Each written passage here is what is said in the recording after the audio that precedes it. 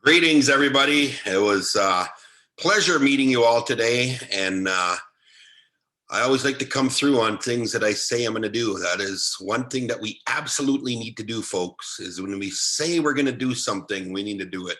You need to follow up with it. Students, yourselves, you expect the same regards. So here is a video on introducing yourself in Dakota. And like I said, folks, this is probably the most that I spent myself as an Anishinaabe guy learning Dakota. So I'm going to share my screen. Here we go, sharing my screen. And this is the slide that we used as a guide today. And once again, I want to thank Ron Holybowl, Mr. Magoo, for accepting the tobacco offering. And you know, folks, this is practice time. So nobody's going to be perfect, including me. This, again, I'm not probably using the correct dialect, but I'm going to at least pronounce and say the words. And that, for fluent speakers or people that know the language, they'll still understand you. No matter if I have an Irish accent, an Ojibwe accent, you know, a Norwegian accent, whatever have you, folks. Speak the words, and folks on the receiving end will understand you. Just like we talked about the teachings today, speak to them out loud, share what you know, speak to what you know, right? We don't just kind of throw these things out there.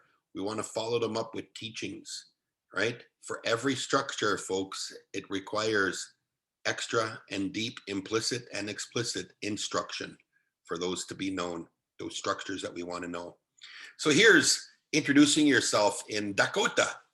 So again, there's some differences depending male or female, right? That's the way the language has its structure and foundation. So how koda is how men would typically say greetings, friend. If we were just kind of meeting each other as men, we could just say how, right? How koda. Women don't use the koda. They just say ha, right there. So that's this second phrase right here, huh? That's the woman's phrase, greeting, my friend. So again, the introduction protocols, this is such a glorious way. I've always respected the Dakota ways where they talk about all my relations, all my relatives. Ojibwe, we do the same thing as well in some of the formal ways where we say, you know, greetings, all my relatives. And I know this phrase, mitakuye owasi. Owasi, mitakuye uwasi, huh? Mitakuye uwasi, greetings, my relatives. Mitakuye uwasi, right?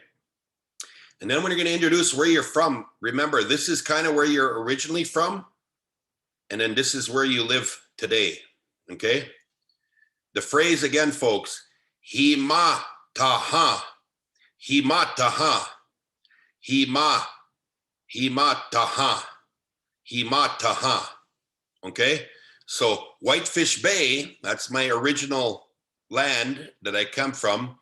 Whitefish Bay, himataha, right?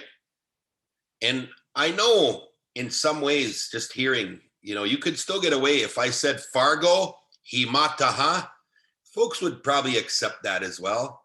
And I will say this, the intentionality of recognizing the original land of which you come from is probably deeper. So practice it. Say where you originally come from, folks. Whitefish Bay, himataha. The next phrase is where I currently live. Fargo, edyati, edyati, edyati. Huh? Fargo, edyati. Fargo, Edyati, Edyati, okay? So that's where I currently live. So now when you're introducing your name, again, folks, Imakiapi, Imakiapi, Imakiapi do for the males, Imakiapiye, Imakiapiye for females. So females, you say your name first, and then Imakiapiye. Right? So Melody, right? My mate here, she would say, Melody, imakiapiye, right? For me, male, Ricky, Imakiapido. Imakiapido. Imakiapido. And again, there's different fluencies in there. You know, you hear when Ron speaks, oh my gosh, right? You know, trust me, that's fluency. Oh gosh, that's living with the language, okay?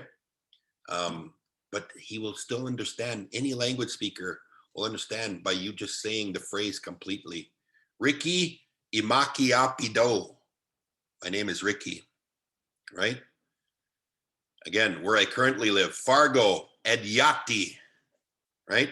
Whitefish Bay, eh? Himataha, Himataha, Himataha. And of course, all my relations, Mitakuye Owasi. And of course, thank you. Whoops. Sorry, folks. These are our slides. Oh boy, can I get it back? Oh boy. It's not going to let me. Hold on. Oh, patience, right, folks? It's a virtue, and we all need it, even with technology. And of course, the final phrase, Pidami Yado, Pidami Yado, Pidami Yado. Again, males, Pidami Yado. Females, Pidami Yaye, Pidami Yaye. And again, males, usually male to male, you don't even need the do. It's Pidamiye, Pidamiya, Pidamiya, Pidamiya do, Pidamiya. So all phrases in one sentence here, right? Mitakuye Owasi, right?